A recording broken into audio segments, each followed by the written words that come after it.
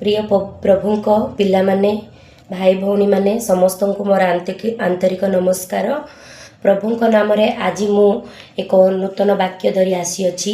वाक्य सब बड़े पुरातन भाई भौणी माने, नूतन कौन सी विषय ना, कारण आमे छोट पिलारू वाक्य शुणुचु पढ़ुचु वाक्य विषय जानिचु, किंतु आज मु वाक्य सुसमाचार प्रचार करिवार अछि बोले गोटे निजर मन को नहीं कि गोटे खुशी अनुभव करुछि। प्रभु कहिचंती वाक्य प्रचार सुसमाचार करने निहाती आवश्यक।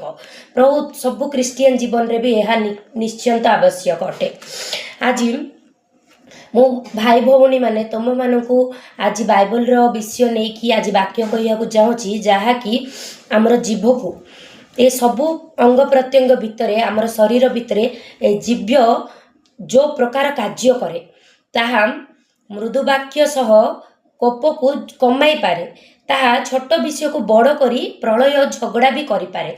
ए जीवरे सही प्रकार शक्ति देइछंती प्रभु। ए जीव को धरिकी आज वाक्य कहिबारे मु आज आपण मानको बुझेबा पई चेष्टा करूअछि। वाक्य माध्यम को जीवा याकूब पत्र 3 तार 6 पद पढ़िबा, 3 अध्याय 6 पद पढ़िबा। बाइबल खोलंतु, मु पढ़िबी, आपण माने बाइबल देखंतु, सहयोग करंतु। वाक्य बुझिबारे आमे बाइबल खोली जतले देखु वाक्य बुझिबारे हमको बहुत साहाय्य करे बाइबल ग्रंथ। केवल सुनिबा अपेक्षा पढ़िबारे बहुत तमर आग्रह थिबो। पढ़िबा पाई तमे बुझिबार शक्ति को ताहा अधिक करिथाए। पढ़िबा बहुत दरकार। वाक्य केवल सुनिबा नु आज्ञा, पढ़िबाटा जरूरी। सेइथि पाई बाइबल खोलंतु भाई और भौणी माने। याकूब पत्र 3 अध्याय 6 पद पढ़िबा आसंतु।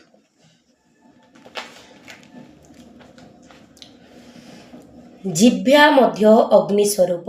हाँ भाई भौणी माने, जिभ्या अग्नि स्वरूप। अग्नि को समस्ते आमे डोरू, काले छुईले हाथ पुड़ी जीवो, ताहा हम देहर लागिले आमे पुड़ी जीवु। अग्नि को जीव जंतु टू नहीं कि प्राणी टू प्राणी, पशु पक्षी जीव जंतु समग्र पृथ्वी रे समस्ते अग्नि को डरंती आज्ञा। सेही परी अग्नि स्वरूप ए जीव आमर बोली बाइबल लिखा अछि। बुझा चेष्टा करंतु। अग्नि स्वरूप, अग्नि सबुठु बहुत डेंजर। मनीष डरे, प्राणी पशु पक्षी समग्र जगत डरंती अग्नि को। ताहा आंभ मानकर अंग समूह मध्य समस्त अधर्मर मूलाधार स्वरूप। देख आमर समस्त अंग प्रत्यंग मध्य ताहा कौन कौन से अधर्मर मूल दुआ स्वरूप, मूल आधार। अधर्मर मूल